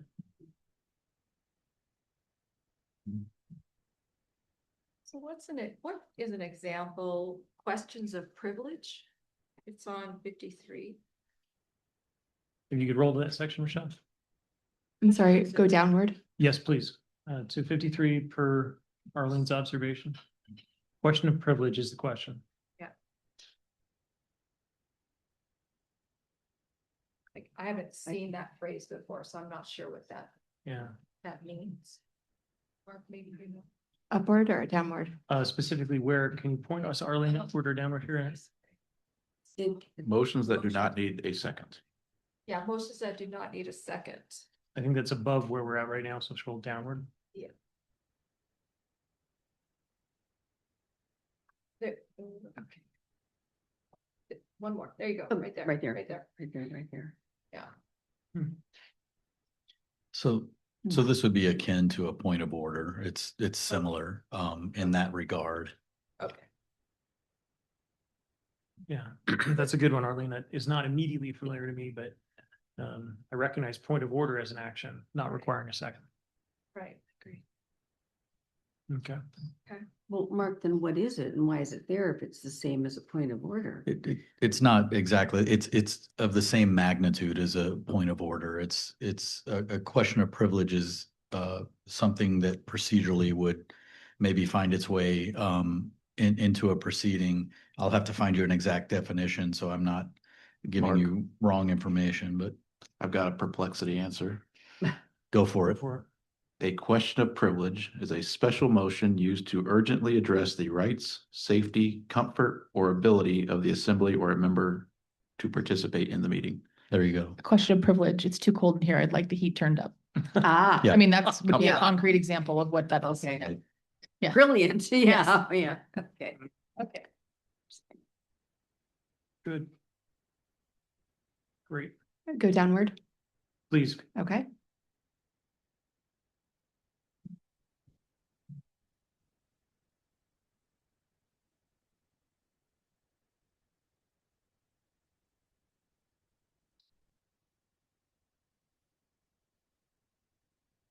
These are familiar.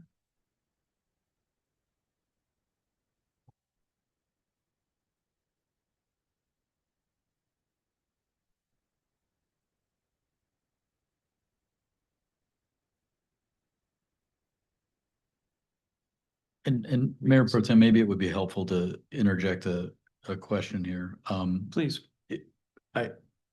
One of the things that we were hoping is to be able to go to maybe recommendations for changing wording or clarifying questions like Councilmember Ball just offered of a term, or I guess it was Councilmember Fisher offered for a term that was unfamiliar.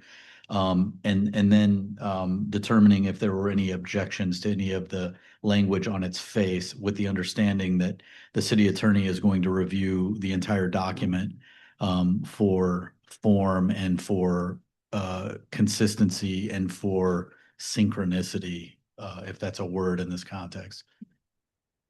Hugh. I liked your idea, Mark, that maybe over the next week we could email anything to you that we think stands out. And otherwise, it'd be nice to just see a final document, or not a final document, but see an amended, edited document that comes from our city attorney. You can absolutely do that. And I would say in advance of that, in this workshop, did anyone run across anything in your review of these chapters that stood out as something that you wanted to discuss in this forum that we need to review now? Linda. So I'm jumping ahead though, to page 60. Which chapter is that in? Yeah. Chapter 14. Chapter Okay. 14. Okay, so conflicts of interest, appearance of fairness doctrine, and liability of elected officials. Yes, I'm trying to find where it is in here.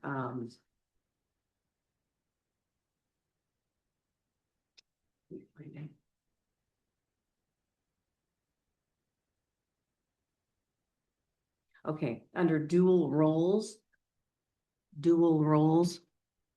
There, okay. Council members often engage in volunteer service, so on and so on, which is great. To avoid the perception of bias, council members shall not make any presentations to the council on behalf of community organizations. That's kind of weird because, and I don't have a problem with it, but like Dan will talk about the good work that Kiwanis is doing, and Arlene has mentioned the good work that, is it Rotary you're involved with? So that makes it sound like they can't say that, you know?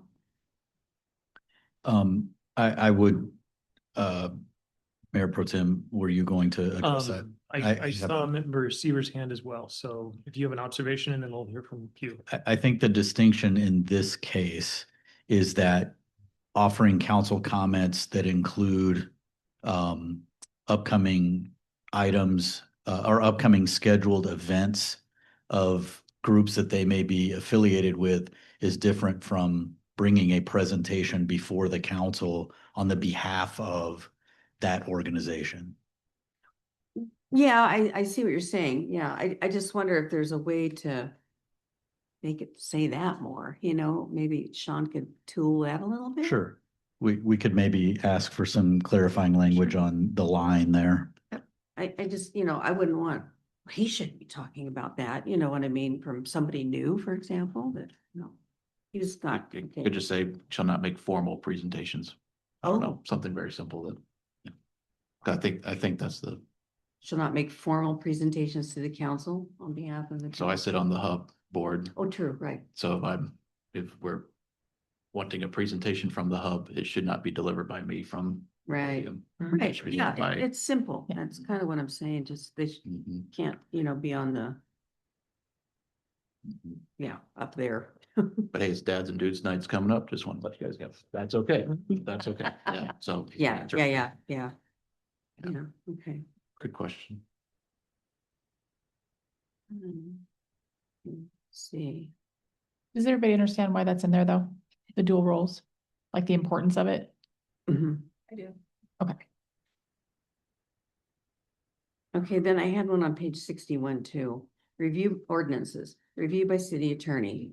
Chapter. Oh, next chapter 15, sorry, page 61. Okay, so review by city attorney.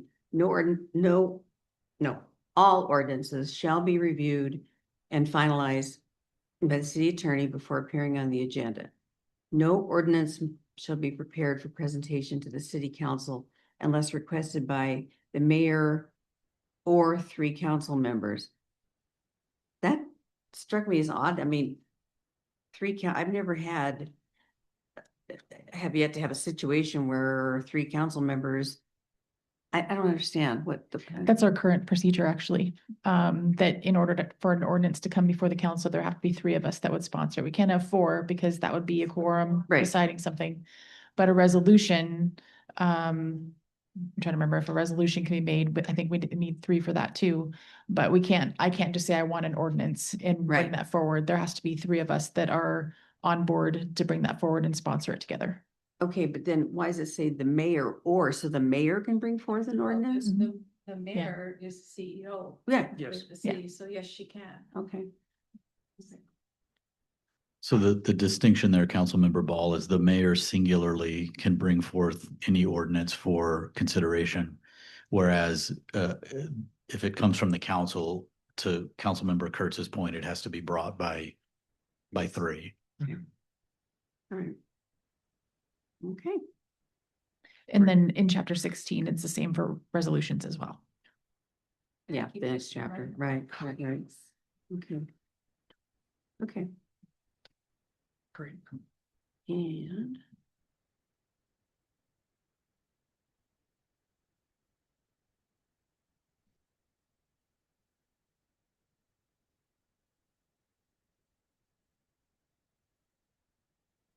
Are there other observations or questions specifically that we can discuss as a group? Summer. I still sort of hold that I'd like Sean to go through it before I start nitpicking on things, because for me, I have a lot of questions I feel like he's going to address. So that's kind of where I'm at this point. I will read through this again. If I have any glaring issues, I think I'll send out a little message to Mark, but that's kind of where I'm at now, because a lot of my things are things that would be like as defined by, or that sort of thing, because there's a lot of vague things I have a feeling he's going to pick on. Okay. Well, Mark, I guess, or Linda, go ahead. Okay, so one more, and this is in chapter 20, page 75. It's in chapter 20 is called Council Representation on Committees and Boards.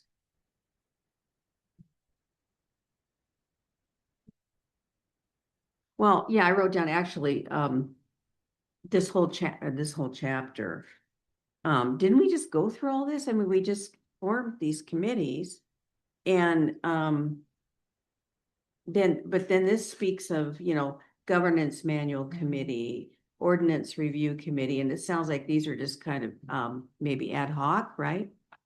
Like not continuing. Is that correct, Mark? So it addresses those standing committees for sure. And we want to make sure that this section aligns with the rules that you all just adopted. Right. But then it also addresses other things. It addresses regional boards and some other things. But certainly in this section, talking about standing committees and any other named committees, it has some distinct rules associated with those. So again, it would be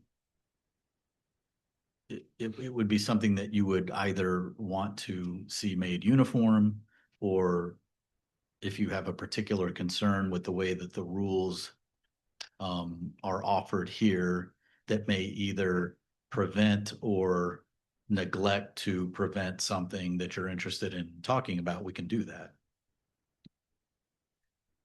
Right, but specifically, we don't have these committees right now. This new information, like they're new. We didn't have an ordinance review committee until 2 years ago? Right. And that was like, we've never done it, so we should, right? And I think part of the thinking with putting something in here is we should be doing that more often. We should be going through our ordinances and redoing those. So making sure we're saying that we intend to do that as a council, and this is the mechanism that sets that forward, because we didn't have a mechanism before other than somebody being like, man, we've never done that, we should do it. Yeah. Same thing with the governance manual. I think part of the governance manual is putting together all the rules and procedures for us but then also going through a quality assurance process and continually improving that. And if we made mistakes in this, if we don't like the way it fits when we implement it, we need to have a mechanism to change that. So that's putting a mechanism in to review that, to have a process to do it. And so if it's something that whatever timeline is in here, you guys don't like, we don't feel like it fits, then that's what we want to talk about, because I don't think we want things in here that we're not going to do. But we also want to have things in here that make sense for right now. And then if we, by next year, we go through and we review the governance manual again, because it's brand new, then we want to make some changes. And this is the way we can do that, by putting it in writing.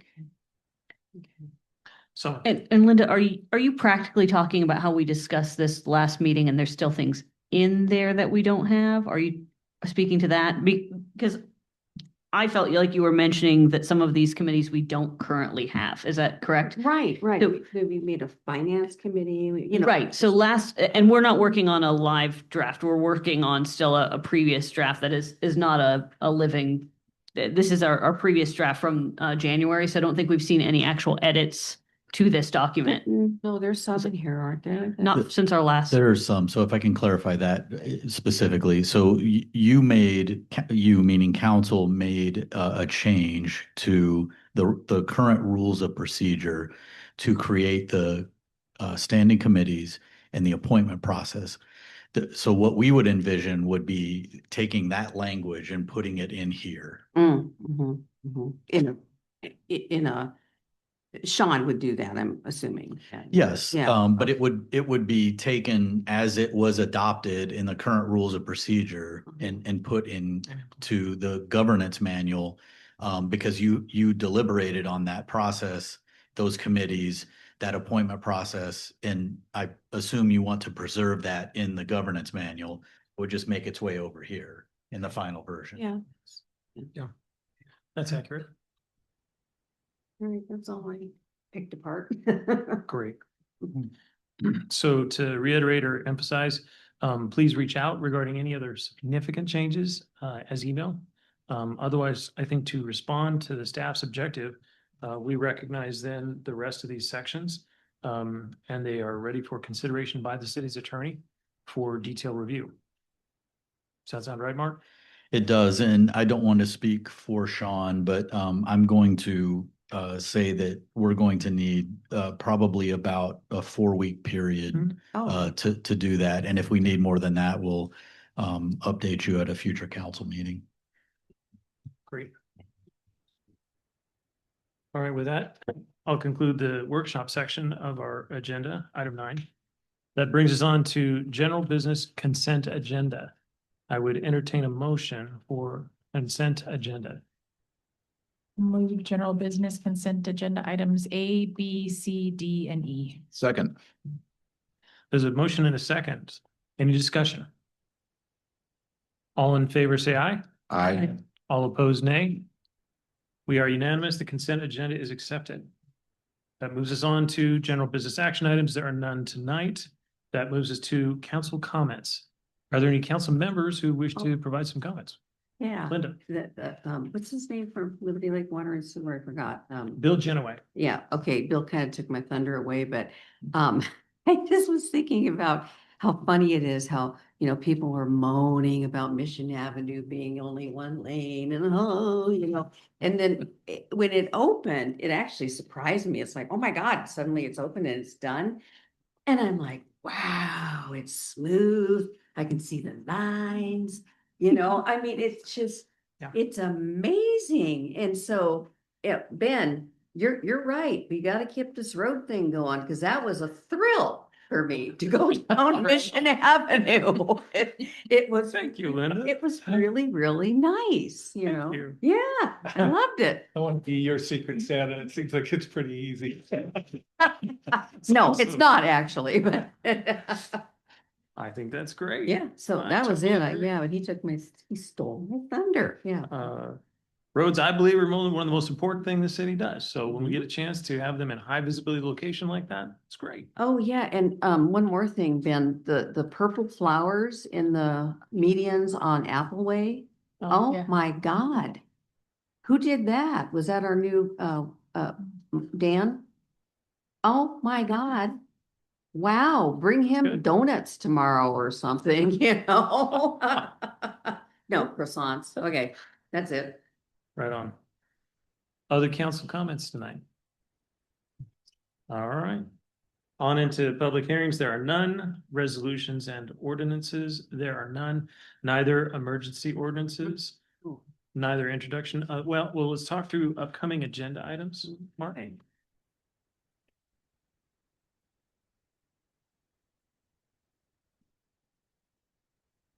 July 7th. July 7th. That would be our next meeting.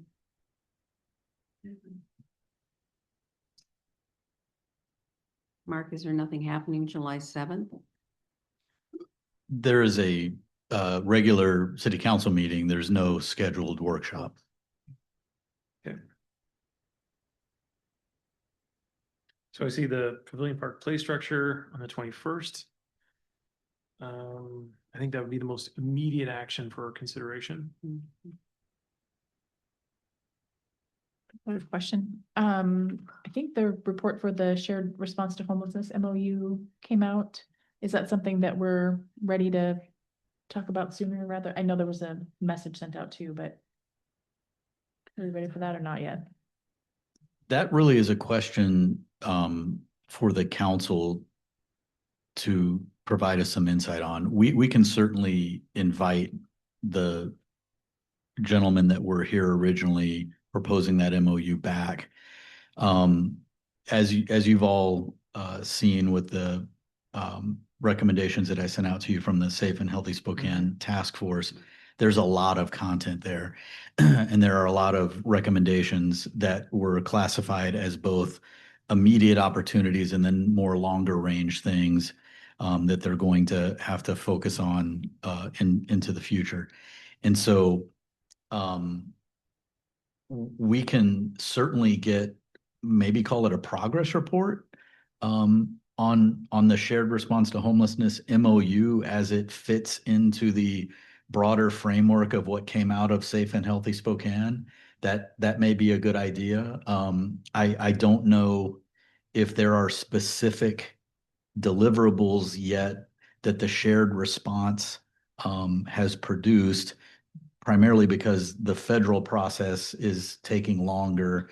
It's been within the last, I think, 30 days that we got an update from HUD, but that might be a good opportunity to check in and have them give us a progress report. If you would prefer to do that sometime in July or even early August, we can schedule that. And I think originally when I asked for it to be on our future workshops, it was more because wanting to, if we're part of an MOU, wanting to make sure the report was done and all that, that's all been done. And so I would look to the council to see if we even need this agenda item on here anymore because the work has been done by the group, or if it is something where you guys want an update from somebody. Otherwise, I would say we could take it off if we don't need it because we did get the report. I'd be fine taking it off. Hearing no objections then, Mark, that can be removed. You got that? Remove. Yeah. Okay.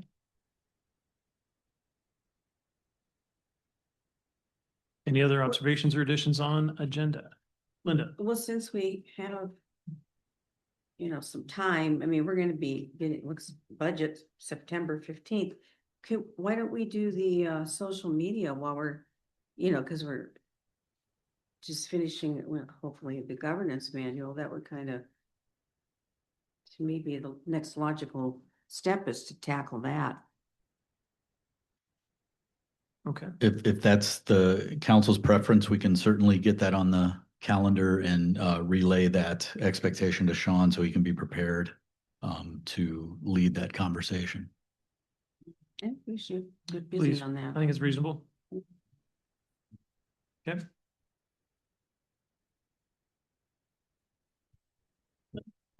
Yeah, it's all Annie. budget. Thank you for putting the budget dates in here this early. I appreciate that. Yeah. I agree. Me too. And some of the dates of changing our meeting and potential special meetings, that's helpful. We, as hard as it is to believe that we are now back into thinking about this, we wanted just to give you a picture of what was coming. And I appreciate that you appreciate it, but that's all Kyle. So he updated the matrix. Okay. Great. All right. Concluding then, agenda review, we're on to the section for citizen comments. This is the last section of citizen comments for our meeting. We have two speakers here in chambers. Lynn, if you can step forward.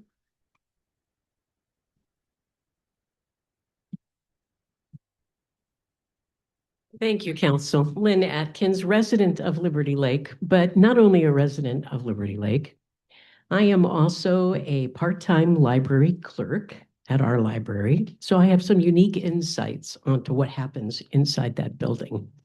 I also am very familiar with what the challenges are that go inside that building. I'm also a member of the Friends of the Liberty Lake Municipal Library. I am also a member of an organization that is the Liberty Lake Library Advocates Group, which is a grassroots organization made up of other citizens in Liberty Lake. And all we want to do is engage with the community and share with them information about what the library has to offer and about the challenges that our library currently faces.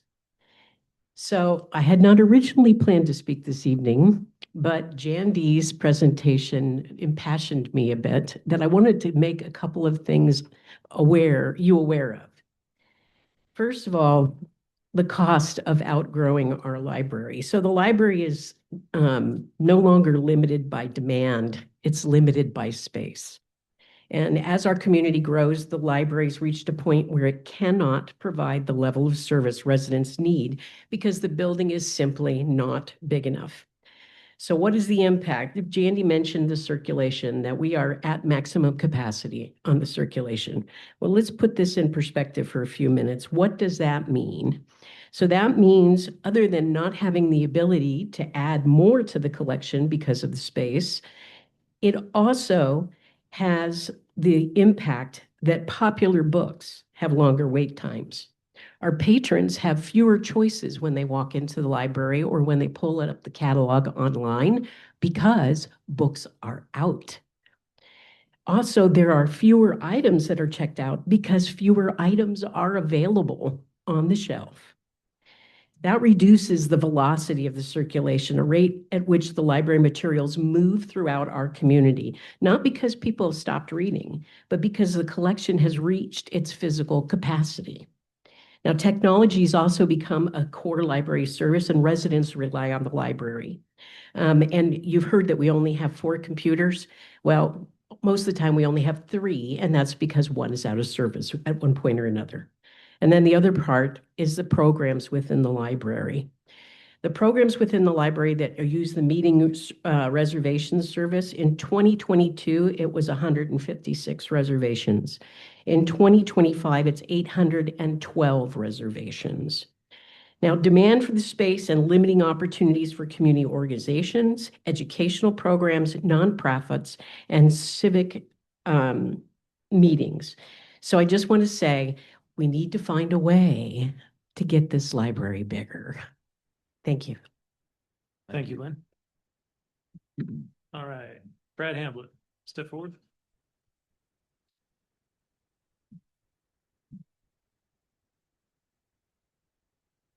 Good evening. I wanted to mention a couple things. And again, Jandy, being a member of the Board of Trustees for the last 5 years, I've had the pleasure of working with Jandy through difficult times. I mean, very difficult times and less difficult times, and working through a very challenging physical facility to deliver services to our community, the kind of services that she and her staff deliver daily to everyone in our community. That go above and beyond the duty. And it was very nice to hear a council member, Councilmember Klinger, actually recognize that and say that to Jandy about her passion and her ability to manage all this and provide all this the services to our community.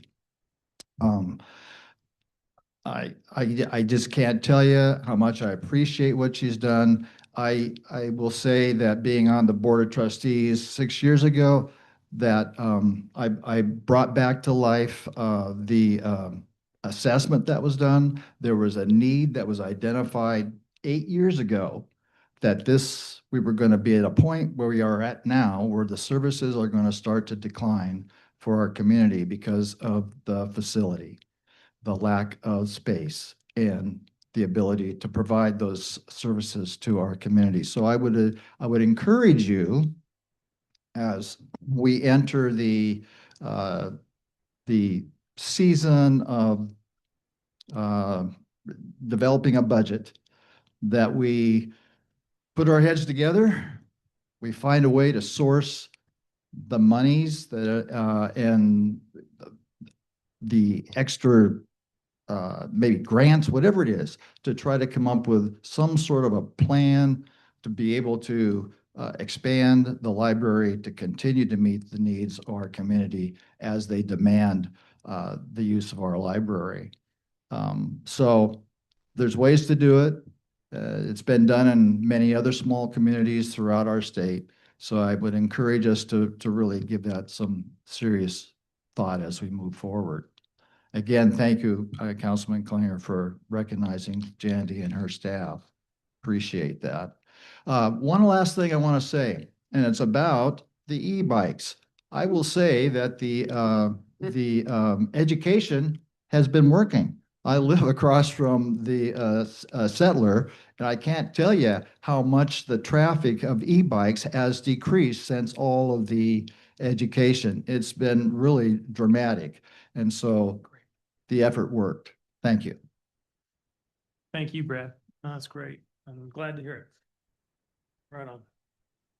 All right. Is there anyone online, Shane, who would like to make a comment? No. All right.